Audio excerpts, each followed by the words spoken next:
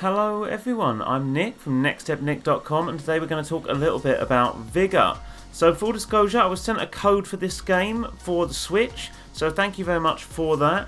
I always try to remain impartial in regard to my reviews, so hopefully it comes across that I'm not going to take sides and say something's good when it isn't, or promote something that I don't think is right. I think in regard to Vigor, that comes into play pretty strongly. What you're seeing on the screen now is pretty much the full extent of the storyline. There's not really much. It's just standard, large-scale multiplayer battle royale style game, and it's chocked full of things you can buy. There are so many things you can buy with real world money, and it gets a bit ludicrous, to be honest. You've got your standard battle passes, so you've got your cosmetic items, but you've also got weapons built into that as well, and skins, and different things that give you a positive edge above other players. But the thing that I really didn't like about this is there are so many things you can buy. Now the game is in an early state here. It's out on Xbox, Steam, I think it's on PS4, it's also on the Switch like I said, and it's in an early sort of stage here, so there are some bugs, but at the same time, I mean, I played as this guy because I thought his eyes were fantastic. If you watch his right hand side eye, wow, just wow. Stuff like that is still going on, but you're charging for cosmetic items. You really need to get these priorities straight. It's one thing to charge for the occasional, say, cosmetic item when the game is free, but when it comes to the amount of things that give you actual gameplay edges in this game, there are loot crates in this game. There are weapons you can buy that are better than other weapons in this game. You can put real money in here and actually buy the levels. So say for example you want to throw yourself in here and literally buy max level, you can do that. It's going to cost you a ton of money, but you know that people are going to do it. I mean, I got sent a few crowns with this, which is the premium currency, so I had a bit of play with this as well. But for example, say you're in a match and you die, you lose everything. So you can buy insurance, you can buy nice outfits, you can buy nice gun skins, you can buy different types of weapon, you can buy a high level, so you've got the best guns in the game really early on, and it's crazy, it's crazy. I think it's a case of, it's understandable if you've got, like I say, a couple of ways to fund yourself as a free game. You know, if you've got some basic cosmetics like you're seeing here that you can just buy outright, they're kind of standard, that's fine. It's a completely different kettle of fish to literally be buying stuff that gives you hardcore gameplay edges and loot box mechanics. I'm not behind it. I mean, one of the things you can even do is, like I say, you can buy stuff like insurance, so when you die you don't lose everything, because this is the kind of game that when you die in the world you lose all of your items. Someone will come over and literally loot you for everything, and the gunplay, it's not great. It's not great. The recoil is really strong on some of the guns, so you're going to get that negative feeling that makes you want to buy extra stuff. There's some interesting mechanics here, but I feel like a lot of it is mired by this system, and that's the problem. It's very hard not to talk about this. I mean, even when you're actually matchmaking, when you're buying your insurance, you can pay for better loot on the maps, and your character will do a little thumbs up, so everyone can see who has paid to help people. So there's that additional peer pressure to basically spend money.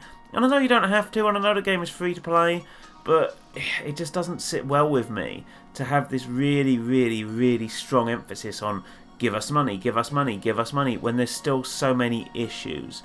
The game itself, though, is kind of fun when you get into it. I quite like it. You're dropped into this large world, there's not a huge amount of players, and there's an emphasis on not only looking around and finding items and fighting other players, but also getting this crate that drops within an area on the map, and then just getting out.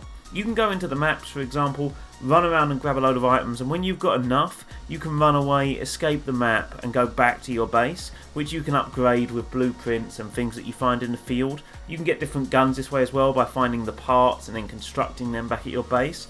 So it's quite fun in that regard. It does feel like that kind of scavengery, post-apocalyptic kind of thing. It's very reminiscent of games like, it feels a bit like what The Last of Us would be in real life, you know? You go into this really dangerous area where everyone was once but they're all gone now. You find what you need and you get out again, trying to make sure that you survive. But at the same time, the problem is when you do come in contact with players, which is quite rare. I mean, the maps are huge, so if you don't want to bump into players, you can kind of avoid them. But when you do, the gunplay is just so poor unless you've got a high-end weapon that you've probably paid real money for. There's stuff that you can use to give yourself the edge. So for example, there are towers that tell you where people are. There are things like safes that you can break into to find unique items as well.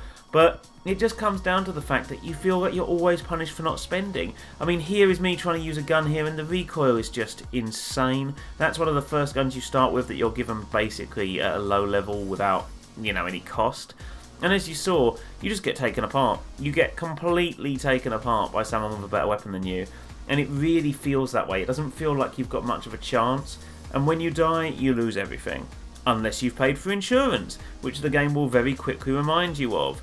So you just feel like you're punished for not spending real world money, and that's a shame. I feel like there's some really interesting stuff here that if this game was given polish, it could really be interesting and fun. I mean, here I'm actually going for the crate that's dropped down in the map. I know that I'm being hunted, there are people chasing me for these resources, bullets start flying, and it feels really tense. You feel really tense and really anxious as you're trying to get out of the map, but at the same time, the reward's not really worth it. Because why struggle and really put yourself through this if the sense of achievement is mired by the fact of, you could just buy this stuff. You could just buy this stuff. And it just feels like, I don't know. I think the problem with games like this is that they damage themselves by having such a strong emphasis on this pay-to-win mechanic. Have a couple of cosmetics by all means. Have a few things you can pay for. Maybe a little donate button. But putting your entire gameplay mechanic around this just makes me not want to play. Because what's the point of putting time and effort into something if you can just pay real money and have it? Because that means you've designed it with a grind in mind. You know it's going to be boring and you're trying to make me not play it. But it's a shame. If you do want to check it out, feel free. And if you have enjoyed this video, don't forget to like, share and subscribe. And hopefully I'll catch you again very soon.